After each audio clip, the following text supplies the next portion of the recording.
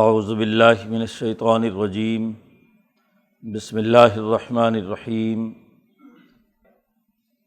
اذ یقول المنافقون والذین فی قلوبہم مرض غر ہؤلاء دینہم ومن یتوکل علی اللہ فإن اللہ عزیز حکیم ولو تری اذ یتوفی الذین کفروا الملائکۃ یضربون وجوہہم وادبارہم وذوقوا عذاب الحریق ذلک بما قدمت ایدیکم وان اللہ لیس بظلام للعبید کدأب آل فرعون والذین من قبلہم کفروا بآیات اللہ فأخذہم اللہ بذنوبہم ان اللہ قوی شدید العقاب ذلک بأن اللہ لم یک مغیرا نعمتا انعمها علی قوم حتی یغیروا ما بانفسہم وان اللہ سمیع علیم کدأب آل فرعون والذین من قبلہم کذبوا بآیات ربہم فأہلکناہم بذنوبہم وأغرقنا آل فرعون وَكُلٌّ كَانُوا ظَالِمِينَ إِنَّ شَرَّ الدَّوَابِّ عِندَ اللَّهِ الَّذِينَ كَفَرُوا فَهُمْ لَا يُؤْمِنُونَ الَّذِينَ عَاهَدتَّ مِنْهُمْ ثُمَّ يَنقُضُونَ عَهْدَهُمْ فِي كُلِّ مَرَّةٍ وَهُمْ لَا يَتَّقُونَ فَإِمَّا تَثْقَفَنَّهُمْ فِي الْحَرْبِ فَشَرِّدْ بِهِمْ مَنْ خَلْفَهُمْ لَعَلَّهُمْ يَذَّكَّرُونَ وَإِمَّا تَخَافَنَّ مِنْ قَوْمٍ خِيَانَةً فَانبِذْ إِلَيْهِمْ عَلَىٰ سَوَاءٍ إِنَّ اللَّهَ لَا يُحِبُّ الْخَائِنِينَ صدق اللہ العظیم۔ گزشتہ رکوع میں جو بنیادی اساسی اصول بیان کیے گئے تھے ان میں اللہ کے ذکر کی کثرت، دشمن کے مقابلے پر جد و جہد اور ثابت قدمی، اور اسی کے ساتھ ساتھ اطاعت اور ڈسپلن اللہ اور اس کے رسول کا کرنا، آپس میں نہ جھگڑنا، ولا تنازعوا فتفشلوا وتذهب ريحكم، اختلاف رائے کا اس حد تک پہنچ جانا کہ جس کے نتیجے میں جھگڑا اور لڑائی کا باقاعدہ ماحول پیدا ہو جائے، یہ درست نہیں ہے۔ اور پھر اس کے بعد یہ بات واضح کی گئی تھی کہ ان لوگوں کی طرح مت ہو جو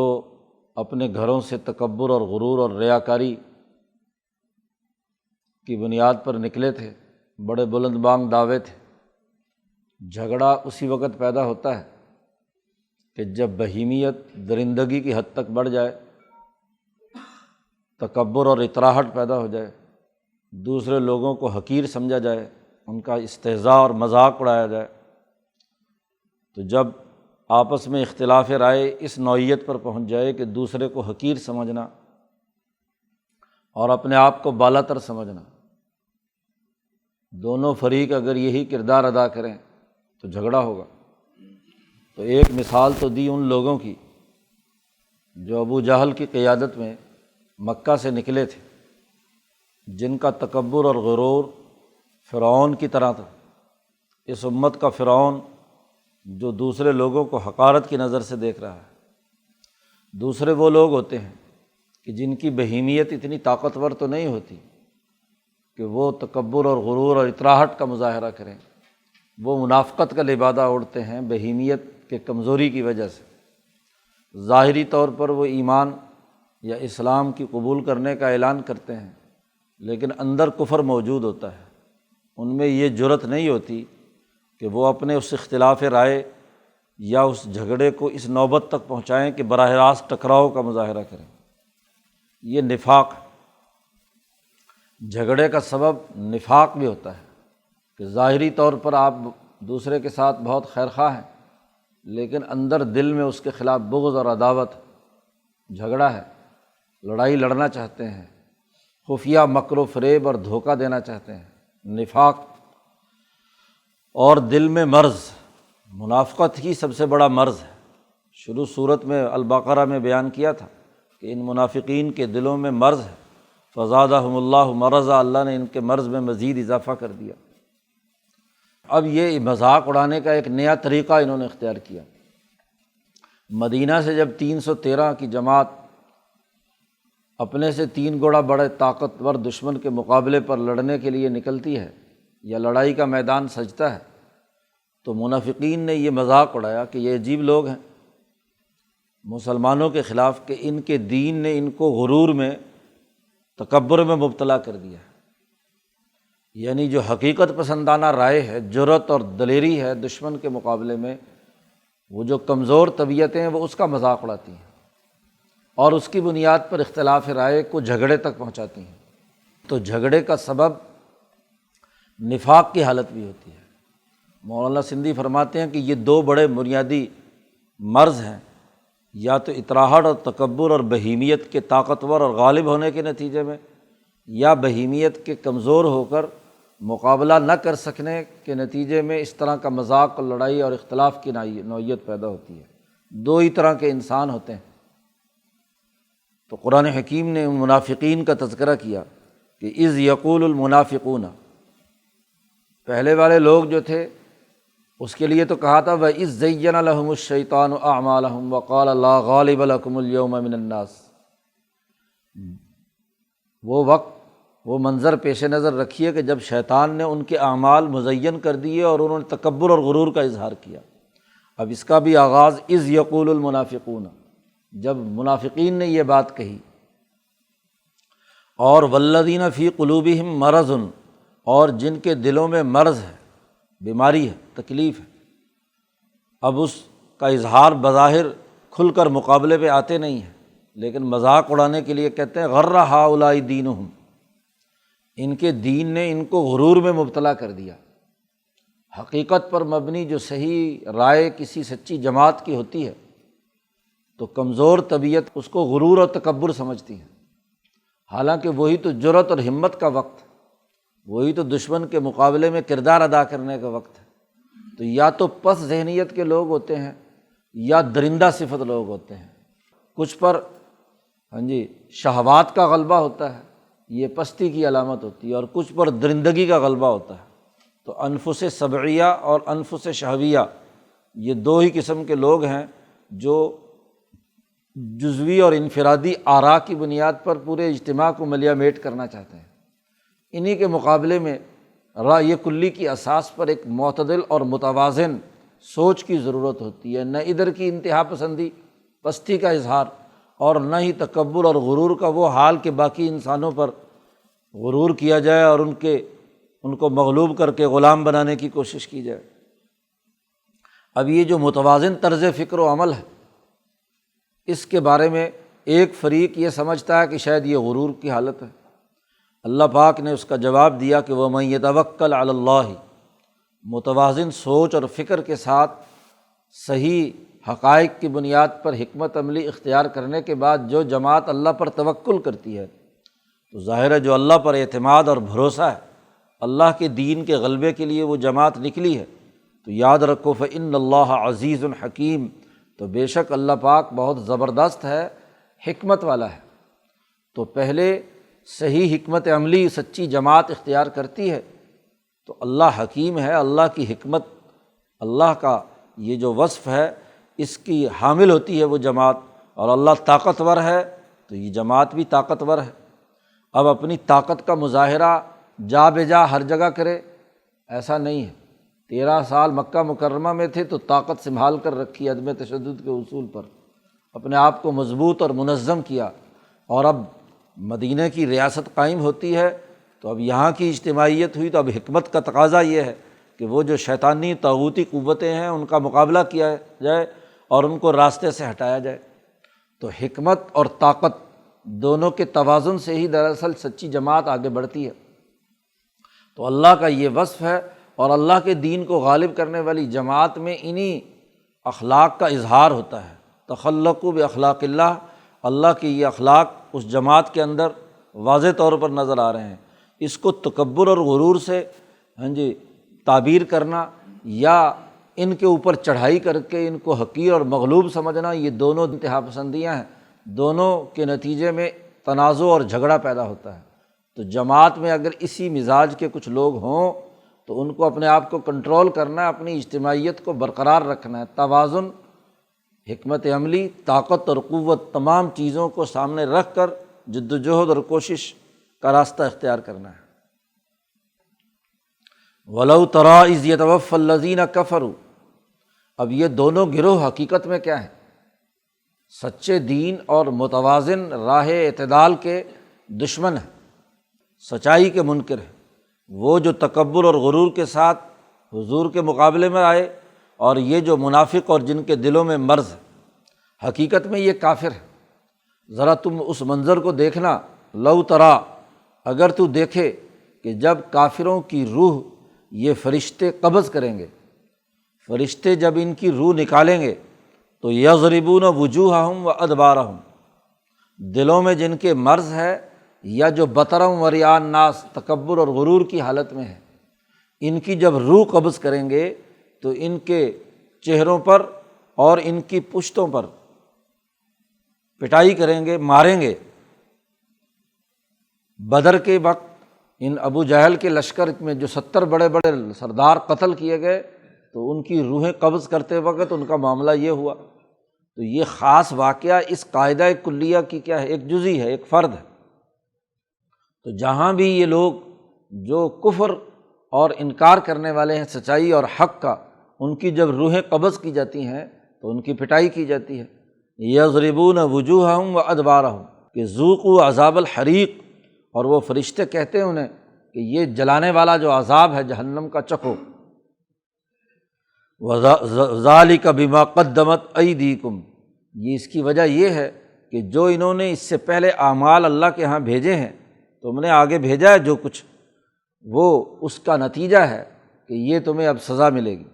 وَأَنَّ اللَّهَ لَيْسَ بِظَلَّامٍ لِّلْعَبِيدِ، بے شک اللہ تعالیٰ بندوں پر ظلم کرنے والا نہیں ہے،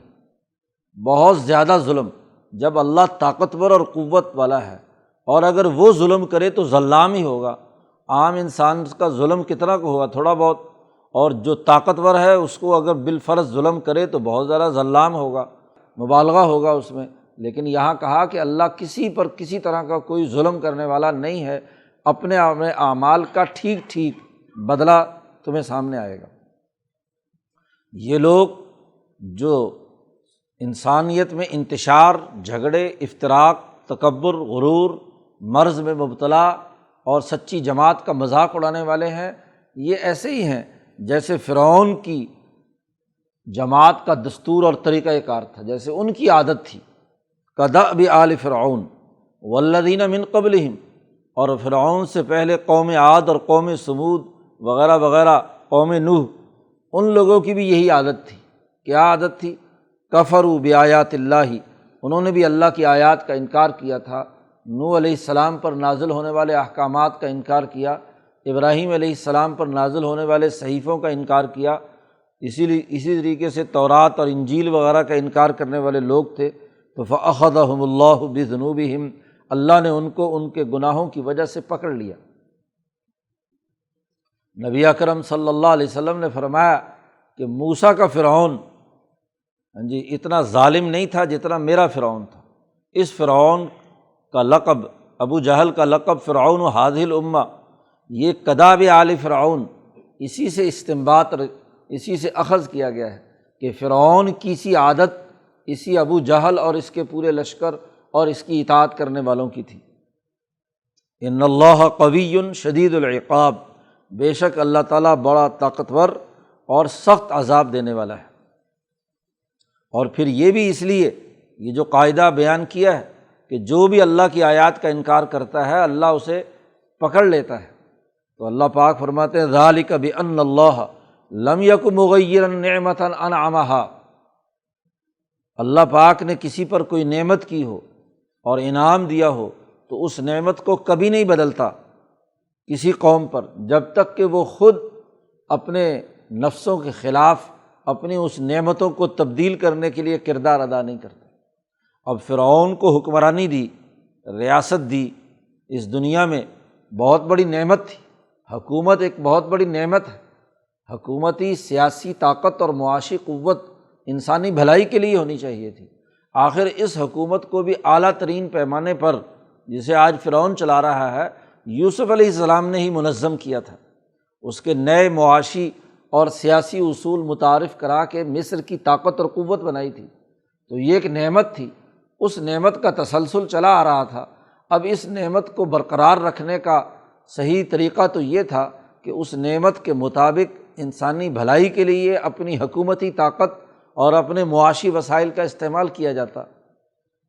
لیکن جب ان دونوں میں تکبر اور غرور کر کے انسانوں کو غلام بنانے، بنی اسرائیل کو غلام بنانے، ان کے سیاسی حقوق سلب کرنے، ان کے معاشی وسائل ہڑپ کرنے کے لیے کردار ادا کرنا شروع کیا گیا، تو اس کے نتیجے میں اللہ نے یہ نعمت بدل دی۔ اللہ نے احسان کیا ان پر کہ ان کو نیچے سے اٹھا کر حکمران بنا دیا جائے، نجعلہم ائمۃ ونجعلہم الوارثین۔ تو نعمت کی تبدیلی تبھی ہوتی ہے جب اس نعمت کی ناشکری کی جائے، اور ناشکری تب ہے کہ جب اس کا غلط استعمال کیا جائے۔ جو نعمت جس مقصد کے لیے دی گئی ہے، جو اس کے مقاصد اور اہداف ہیں، اس کو اس کے مطابق استعمال کرنا یہ نعمت کا شکر ہے، اور اگر اس کے مطابق استعمال نہ کیا جائے تو یہ کفران نعمت ہے، یہ ناشکری ہے، یہ اس نعمت کا تغیر و تبدل ہے، اور یہ اللہ پاک اسی وقت کرتا ہے جب وہ خود تبدیل کرتے ہیں۔ حتیٰ یغیروا ما بانفسہم، جب تک وہ خود بدل نہ ڈالیں اپنے دلوں کے اندر نیت کی خرابی، عزائم کی خرابی اور اس کے مطابق عمل، یہ تباہی اور بربادی اتارتا ہے۔ حضرت شاہ عبد القادر دہلوی رحمۃ اللہ علیہ حاشیے میں فرماتے ہیں کہ نیتوں کی تبدیلی سے اور ارادوں کی تبدیلی سے اور عزائم کی تبدیلی سے نتائج مرتب ہوتے ہیں۔ آپ کا ارادہ کیا ہے؟ بظاہر مسلمان ہے، نفاق کا لبادہ اڑا ہوا ہے، دل میں مرض ہے، نیت جھگڑا کرنے کی ہے، جماعت کے اندر انتشار پیدا کرنے کی ہے، تو نیتوں کی خرابی سے جماعت کی اجتماعی طاقت ٹوٹ جاتی ہے۔ کسی جماعت کا منظم ہو کر طاقت کے طور پر دشمن کے مقابلے میں آنا، یہ بھی ایک بہت بڑی نعمت ہے۔ اللہ کی نعمت ہے کہ مختلف اور منتشر لوگ ایک فکر اور نظریے پر جمع ہو کہ دین کے غلبے کے لیے ایک جماعت کا حصہ بن جائیں۔ اب وہ جماعت کا حصہ بنے تبھی کامیابی ہے۔ اجتماعیت کی اس کا شکر ادا کریں کہ اللہ نے ایک اجتماعیت پیدا کر دی۔ اب اس اجتماعیت کو ذاتی مقاصد کے لیے استعمال کرنا، گروہی مقاصد کے لیے استعمال کرنا، اور اس کی بنیاد پر جھگڑے کھڑے کرنا، بدنیتی، منافقت کی بنیاد پر، یا ظاہری کھلم کھلا اس کے خلاف کارروائیاں کرنا، تو گویا کہ اس نعمت کی ناشکری ہے۔ اس اجتماعیت کی جس نے آپ کو ایک فکر دیا، سوچ دی، اجتماعیت کا صحیح رخ دیا، صحیح اعمال کرنے کی توفیق دی، تو اس اپنی جماعت کو ٹکڑے ٹکڑے کرنا، اس میں انتشار پیدا کرنا، لڑائی پیدا کرنا، یہ بہت بڑی کوتاہی ہے۔ تو قرآن حکیم اس دوسرے رکوع میں بھی وہی دلائل جو کسی جماعت کے لیے سب سے زیادہ تباہ کن ہوتے ہیں، تنازع اور جھگڑے والے، ان تمام سے بچنے کے طریقہ کار پر ہی یہاں گفتگو کر رہا ہے۔ تو جب وہ لوگ اپنے اندر تغیر و تبدل پیدا کرتے ہیں، نیتیں بدل جاتی ہیں، عزائم خراب ہو جاتے ہیں، تو پھر اللہ پاک اس نعمت کو بدل دیتا ہے۔ اس کی سزا ہوتی ہے کہ ان کے ان جرائم کی بنیاد پر انہیں پکڑا جائے۔ یہ بہت بڑی سوچنے کی بات ہے کہ سچی جماعت جس کا تسلسل چل رہا ہو، اس جماعت کے فکر اور نظریے کو تباہ و برباد کرنا جرائم کی بنیاد پر، اس نعمت کو بدلنا، بزرگوں کی اس محنت کو ختم کرنا، انبیاء کی اس اجتماعی جدوجہد کے اپنے ذاتی گروہی مفادات کی بنیاد پر جھگڑے کھڑا کر کے اس اجتماعیت کو تباہ و برباد کرنا بہت بڑا جرم۔ اس جرم کے نتیجے میں فَأَخَذَهُمُ اللَّهُ بِذُنُوبِهِمْ، اللہ تعالیٰ ان کے گناہوں اور جرائم کی بنیاد پر انہیں پکڑ لیتا ہے، اور ان اللہ قوی شدید العقاب، بہت سخت عذاب دینے والا ہے اور طاقتور ہے۔ انبیاء کی جماعت کا جو تسلسل چلا آ رہا ہے، اسماعیل علیہ السلام کی جدوجہد سے مکے کی جو اجتماعی طاقت بنی ہے، لوگ احترام کرتے ہیں مکے والوں کا، قریشیوں کا، اس نعمت کو بدل کر ذاتی اور گروہی مفادات کے مطابق مکے کے قریشیوں نے جو کردار ادا کیا، اس کے نتیجے میں سزا کے مستحق بنے۔ اسی طرح نبی اکرم صلی اللہ علیہ وسلم کے بعد بھی جو اجتماعیتیں اعلیٰ مشن کے لیے کردار ادا کرنے کے لیے ہوتی ہیں، وہ اگر اس جماعت کے نظریے کو کوئی آدمی، کوئی فرد یا کوئی گروہ اس کے اندر افتراق و انتشار پیدا کر کے جماعت کی اجتماعیت کو توڑے تو وہ بھی گرفت میں آتا ہے۔ اس نے گویا کہ اس نعمت کا پورا حق ادا نہیں کیا، اس میں تغیر و تبدل پیدا کر دیا۔ وَأَنَّ اللَّهَ سَمِيعٌ عَلِيمٌ، اللہ تعالیٰ اچھی طرح سننے والا ہے۔ جو تکبر اور غرور، بطرم وریان ناس جو لوگ نکلتے ہیں، بڑکیں لگا کر جھگڑے اور اختلاف پیدا کرنا چاہتے ہیں، ان کی بات اچھی طرح سننے والا ہے۔ اور جو دلوں کے اندر مرض رکھ کر اور ظاہری طور پر منافقت کا لبادہ اوڑھے ہوئے ہیں، اسلام کی بات کر رہے ہیں، تو علیم، اچھی طرح جانتا ہے کہ ان کے دلوں کے اندر کیا چیز چھپی ہوئی ہے۔ یہ جو دو خرابیاں ہیں، تکبر اور غرور کی، ظاہری طور پر جھگڑا پیدا کرنے کی، اور دلوں میں مرض رکھ کر عملی طور پر اس میں فساد پیدا کرنے کی، دونوں کو جانتا ہے۔ اس لیے کہا پھر کداب آل فرعون، یہ طریقہ کار تو فرعون کی اولاد کا ہے، فرعونی طریقہ ہے کہ نعمت کا انکار کیا جائے، افتراق و انتشار پیدا کیا جائے، جھگڑے کھڑے کیے جائیں، طبقات میں تقسیم کیا جائے، ایک پوری جماعت کو کمزور بنا کر ان کے لڑکوں کو قتل کیا جائے، لڑکیوں کو زندہ رکھا جائے، یہ جھگڑے کھڑے کرنا یہ تو فرعون کی عادت ہے۔ والذین من قبلہم، ان سے پہلے لوگوں کی بھی، کذبوا بآیات ربہم، وہ اپنے رب کی آیات کے منکر، جھٹلانے والے ہیں، جو سچائی کی، اجتماعیت کی، انسان دوستی کی، انسانوں کے حقوق ادا کرنے کے احکامات الہیہ ہیں، ان کا وہ انکار کرتے ہیں۔ انہوں نے انکار کیا، فأہلکناہم، پھر ہم نے انہیں ہلاک کیا، بذنوبہم، ان کے گناہوں کے، ان کے ان جرائم کے سبب سے ان کو تباہ و برباد کیا۔ اور ان سے پہلے لوگوں کو، عاد و ثمود کو تو تباہ و برباد کیا، اور وَأَغْرَقْنَا آلَ فِرْعَوْنَ، اور فرعون اور اس کی پوری آل اولاد کو ہم نے غرق کیا۔ حقیقت یہ ہے کہ وَكُلٌّ كَانُوا ظَالِمِينَ، یہ سب کے سب ظالم لوگ تھے، خود اپنے اوپر بھی ظلم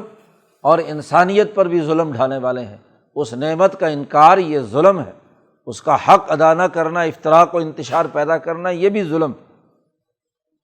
یہاں تک قرآن حکیم نے دو جماعتوں کا، ایک کافر جو مکے کی ظالم قوت تھی، اور وہ منافقین جو مدینے کے اندر رہ کر مرض میں مبتلا ہو کر دین کا مذاق اڑاتے تھے۔ ایک تیسری جماعت بھی تھی، قرآن نے اس کا آگے تذکرہ کیا ہے، بنو قریظہ کی، وہ یہودی جو بار بار حضور کے ساتھ معاہدہ کر رہے ہیں اور اس معاہدے کی خلاف ورزی کرتے ہیں، معاہدات توڑتے ہیں۔ ایک وہ کافر ہیں جن کے ساتھ کوئی معاہدہ نہیں مکے کے، اور ایک وہ منافق ہیں جو بظاہر اسلام کا لبادہ اوڑھے ہوئے ہیں۔ یہ کافر ہیں، یہودی ہیں، لیکن کچھ معاہدات حضور سے کرتے ہیں اور پھر معاہدات توڑ کر مکے والوں کے ساتھ تعلقات بناتے ہیں۔ تو یہ ایک تیسری ذہنیت ہے کہ وہ معاہدہ کرنے، عہد کرنے،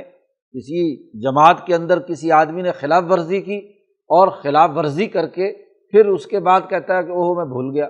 کوئی سزا دی، دوبارہ پھر عہد کر لیا، پھر توڑ لیا، تو یہ بھی کیا ہے، جھگڑے کا باعث بنتے ہیں۔ یہ بھی ایک جگہ پر آ کر مقام آتا ہے کہ جس میں اختلاف و انتشار پیدا ہوتا ہے۔ تو اس تیسری جماعت کا تذکرہ کیا ہے کہ ان شر الدواب، بھی بدترین مخلوق اس زمین پر چلنے والے جانداروں میں سے اللہ کے ہاں وہ ہیں الذین کفروا فہم لا یؤمنون، وہ لوگ جو کافر ہیں اور وہ ایمان نہیں لائے۔ یہودی بنو قریظہ کے لوگ کون ہیں؟ وہ ان کی وضاحت کر دی، الذین عاہدت منہم، جن سے آپ نے معاہدہ کیا ہے، ثم ینقضون عہدہم فی کل مرۃ، پھر وہ ہر مرتبہ وہ معاہدہ توڑ دیتے ہیں، وہم لا یتقون، اور وہ تقوی اختیار نہیں کرتے، وہ اس جماعت کا حصہ نہیں رہتے۔ جب مدینے کی ریاست تشکیل دی تو یہاں جتنے بھی غیر مسلم تھے ان سے بھی معاہدات کیے گئے، ان یہودیوں سے معاہدے ہوئے کہ وہ اس ریاست کی حفاظت اور دفاع کے لیے کردار ادا کریں گے، عقیدہ جو مرضی رکھیں، لیکن یہاں تمہیں اس اجتماعیت کا لحاظ رکھنا ہے، اور مکے کی ظالم طاقت کے مقابلے پر تمہیں کردار ادا کرنا ہے، ان کے ساتھ کوئی دوستانے یا خفیہ معاملے اور معاہدے نہیں کرنے۔ تو اب ایک طرف مسلمانوں سے معاہدہ کر رہے ہیں اور دوسری طرف خفیہ طور پر مکے کے طاقتور لوگوں سے رابطے کرتے ہیں جی ابو سفیان سے اور ان سے معاملات طے کر رہے ہیں، تو معاہدات توڑتے ہیں یہ لوگ۔ اب ان کا بھی حکم بیان کر دیا، فَإِمَّا تَثْقَفَنَّهُمْ فِي الْحَرْبِ فَشَرِّدْ بِهِمْ مَنْ خَلْفَهُمْ لَعَلَّهُمْ يَذَّكَّرُونَ۔ تو اگر لڑائی کا معاملہ پیدا ہو جائے ان کے ساتھ، معاہدہ توڑیں، خلاف ورزی کریں اور جنگ باقاعدہ شروع ہو جائے، تو لڑائی ہو تو پھر ان کو ایسی سخت سزا دیں، ایسی کڑی سزا دیں کہ ان کے بعد والے بھی، ان کی نسلیں بھی یاد رکھیں کہ کیسا عذاب آتا ہے۔ جی ان کو اس طریقے سے سخت ترین سزا دیں تاکہ عبرت حاصل کریں کہ معاہدے توڑ کر خلاف ورزی کرنا کتنا بڑا جرم ہے۔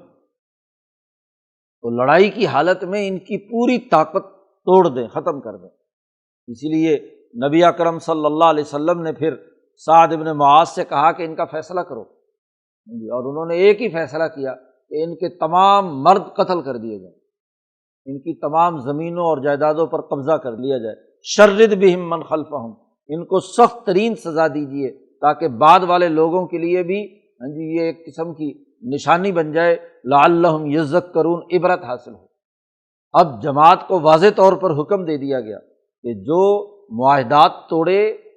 معاہدات کی خلاف ورزی کرے اور جو کفر اختیار کرے، الذین کفروا ہوں یا الذین عاہدت منہم، معاہدے ہوں اور معاہدے توڑے بار بار،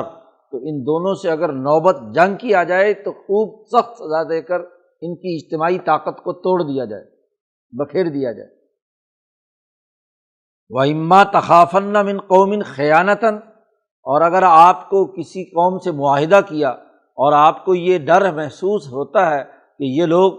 خیانت کر رہے ہیں، معاہدے کی خلاف ورزی کر رہے ہیں، خفیہ طور پر اس معاہدے کو توڑ رہے ہیں، دوسرے دشمن سے مل رہے ہیں، تو پھر ایسے کیجئے کہ فَانبِذْ إِلَيْهِمْ عَلَىٰ سَوَاءٍ، تو آپ معاہدہ ان کی طرف پھینک دیجئے، ختم کیجئے، ان کی طرف دوبارہ لوٹا دیجئے، اور ایسی سطح پر آ جائیں کہ جو معاہدے سے پہلے تم برابری کی سطح پر علی سوا ہے، یعنی عدل و انصاف کا دامن اس وقت بھی تھامے رکھنا ہے۔ یہ نہیں ہے کہ معاہدہ توڑتے ہی جنگ ان پر مسلط کر دی جائے، جو حضرت عمرو بن عنبسہ رضی اللہ تعالیٰ عنہ نے حضرت امیر معاویہ رضی اللہ تعالیٰ عنہ سے کہا تھا، جب رومیوں کے ساتھ حضرت امیر معاویہ کا معاہدہ ہو چکا تھا اور اس معاہدے کو توڑنا چاہتے تھے حضرت امیر معاویہ کہ معاہدہ ختم، لیکن اس سے پہلے انہوں نے اپنی فوجوں کی روانگی اور سرحدوں تک پہنچانے کے لیے پورا لشکر کو حکم دے دیا کہ روانہ ہو جائے، تاکہ جیسے ہی معاہدے کی تاریخ وہ ختم ہو، ڈیڈ لائن ختم ہو، تو فوری طور پر حملہ کر کے دشمن کو نیست و نابود کر دیا جائے۔ تو جیسے ہی یہ لشکر روانہ ہوا تو ایک بابا جی دوڑتے ہوئے گھوڑے پر سوار آ کر لشکر کو روک لیتے اور انہیں منع کرتے ہیں، گاٹھا باندھا ہوا تھا، ریت شیت، تب پتہ نہیں کون بابا جی ہیں، انہوں نے آ کر کہا کہ خبردار رک جاؤ،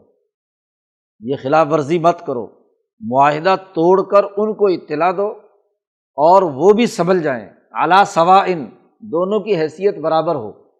پھر تمہارا لشکر یہاں سے حرکت کرے تو پھر درست۔ اب حضرت امیر معاویہ کو پتہ چلا، ان امیر لشکر تھے، جب ان کو پتہ کیا تو پتہ چلا یہ تو حضرت عمرو بن عنبسہ رضی اللہ تعالیٰ عنہ حضور کے صحابی ہیں، اور حضور صلی اللہ علیہ وسلم کی حدیث سنا رہے ہیں کہ یہ وفا ہونی چاہیے، دھوکہ اور غداری نہیں ہونی چاہیے۔ یہ دھوکے بازی ہے کہ آپ سرحد پر پہنچ کر معاہدہ توڑیں اور فوراً ہی حملہ کر دیں، دشمن کو لڑائی کے لیے تیاری کرنے کا کوئی موقع ہی نہیں ملا، وہ اپنی تیاری کرے، آپ اپنی تیاری، جنگ کا بگل بجے تو دونوں طرف اپنی اپنی تیاری کا موقع ہو، تو پھر تو میدان میں جوہر دکھانے کا مقصد ہے، کوئی نتیجہ اور فائدہ ہے۔ اور اگر آپ کے اچانک جا کر آپ حملہ ہو کر دشمن کو دبوچ لیں تو یہ عدل کے خلاف۔ تو علی سوا، اس آیت کی روشنی میں نبی اکرم صلی اللہ علیہ وسلم نے یہ بات واضح کی، یہ استنباط کیا، اور اسے حضرت عمرو بن عنبسہ نے عین موقع پر مسلمان لشکر کو روک لیا۔ حضرت امیر معاویہ نے حکم جاری کر دیا کہ نہیں، واپس آ جاؤ۔ معاہدے کے توڑنے کی ان کو اطلاع دی گئی، انہوں نے اپنی پوری تیاری کر لی، پھر آپ اپنا لشکر لے کر گئے۔ تو فَانبِذْ إِلَيْهِمْ عَلَىٰ سَوَاءٍ، برابری کی سطح پر آپ ان کو اطلاع کر دیں کہ بھئی ہمارا معاہدہ تمہارے سے ختم، اب جنگ کے لیے تم بھی تیار ہو جاؤ، ہم بھی۔ ان اللہ لا يحب الخائنین، بے شک اللہ پاک خیانت کرنے والوں کو پسند نہیں کرتا۔ خیانت کرنے والا چاہے مسلمان ہی کیوں ہو، مسلمان جماعت کی اجتماعیت کے اندر ہو، تو خیانت ہی دراصل جماعت کی اجتماعیت کو توڑتی ہے، اور اگر جماعت اپنی معاہد جماعت سے بھی کرے تو یہ بھی خیانت ہے۔ اس خیانت کو بھی اللہ تعالیٰ پسند نہیں کرتا۔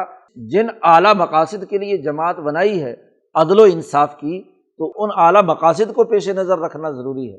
یہ عجیب بات ہے کہ جی چونکہ سچی جماعت نے اسلام قائم کرنا ہے، چاہے جس طریقے سے مرضی آئے، چاہے مارشاء اللہ کے ذریعے سے اسلام آ جائے، چاہے کہ دھوکے بازی سے آ جائے، چاہے ان کی ظلم کی سیاست کے نمونے قائم کر کے ہم اپنی سیاست قائم کرنا چاہیں اور کہیں گے یہ ہماری اسلامی سیاست ہے، یہ غلط ہے۔ بھائی آپ عدل، امن، معاشی خوشحالی اور انسانیت کی فلاح و بہبود کی جنگ لڑ رہے ہیں، تو اس کا نمونہ خود بھی تو ہونا ہے۔ یہ نہیں کہ دوسرا کافر ہے تو اس کے کفر کی بنیاد پر جو چاہے مرضی کرتے رہو، دھوکے دیتے رہو، فراڈ کرتے رہو، خیانت کرتے رہو، ایسا نہیں ہے۔ تو دشمن کو موقع دیا جائے، خیانت نہ کی جائے، دھوکے میں اس کو قتل نہ کیا جائے۔ اس کو کہا للکارو کہ ہاں بھئی اب آؤ میدان میں، تم معاہدے کی خلاف ورزی کرتے ہو تو ہمارا تمہارے ساتھ معاہدہ ختم، اب آمنے سامنے ہم تمہارے ساتھ لڑیں گے۔ تو یہ اس رکوع میں قرآن حکیم نے پچھلے رکوع کے جو بنیادی اصول کے جو مختلف پہلو مزید بنتے تھے، اس کی تشریح اور اس کی وضاحت اللہ پاک نے یہاں بیان کر دی۔ اللہ پاک ہمیں قرآن حکیم کو سمجھنے اور اس پر عمل کرنے کی توفیق عطا فرمائے۔